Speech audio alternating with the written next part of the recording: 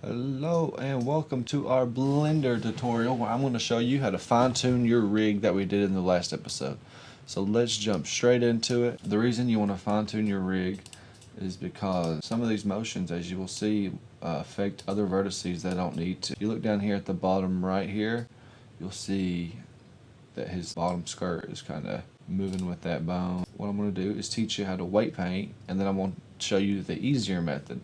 So make sure your rig is in pose mode, then you want to select your mesh and go to weight paint. Now you can click all these bones in this rig and it will show you the weight these bones have on these vertices. That means the darker the red, the more effect this bone has on these vertices. Some motion with the lower neck. We're just gonna go to our tools and we're just gonna subtract down here. We're just gonna kind of brush around here, make sure the head really only affects the head, because I mean we have a neck for that for the rest of it. So let's just go here and we'll just weight paint the neck. So make sure you're in add and just go around on these vertices, because this is affecting vertices. I'm not weight painting faces, only the vertices. I'm going to give these edges here a little weight there.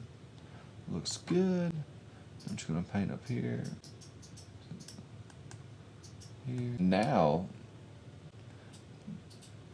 let's see here, we still got some of these. There we go.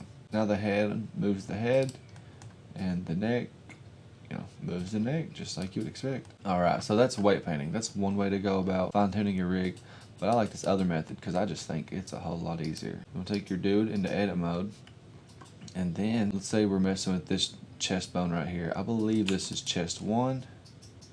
No, it's chest 2. So right here, this is chest 2 bone. Let's go back to our mesh into edit mode. Chest 2 will probably affect this upper torso. We're gonna double tap A, and we're gonna head to this data panel here.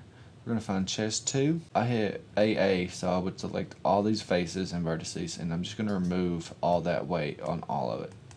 Now I'm just gonna individually just select all these faces that I want affected here. I'm just gonna grab this top 2 because that seems right to me, and just assign it. And now we can go back into pose mode. We don't really have any extraneous movement. I think this down here, this bottom that's dancing, is because one of these arm bones have them. Going through and doing this by hand kind of eliminates the automatic weight paints we did earlier. So you can still do automatic weight paints and just adjust what you need. It's up to you and how you go about the rigging process. So let's get back to this. This is the left collarbone right here. So all I'm going to do here is select everything again and just find the left collar, remove all of its weight, and just grab these little faces here. Make sure you're in face select so you grab faces. That way you grab more than like 2 vertices at a time, unless you want to individually go through here and pick at vertices. I'm going to assign that there. I'm actually going to, let's see, for our text groups, I'm going to just remove this from all of the left side, and we're going to compare. Left shoulder, I'm going to put on this X-ray mode so I can just paint right there, and it should grab all the edges. There we go. Looks like, yep, grabbed all the vertices. Assign there. Elbow, I really just want like that middle right there to be fully affected. So I'm just gonna, looks like we grabbed all those. Assign that. Let's do this. There we go. And now we can go to the wrist and assign boom. Awesome. Now let's go into pose mode and see how that looks. It's not terrible. Again, it's moving up here because this top vertex is the only vertex between here and here. So that's why you get some of that motion. But, I mean, it's pretty good. Let's check the other side, just see how, I think it already looks rougher because you got stuff over here moving. You got some extra stuff grabbed on there. Still extra motion here and there. You can do this.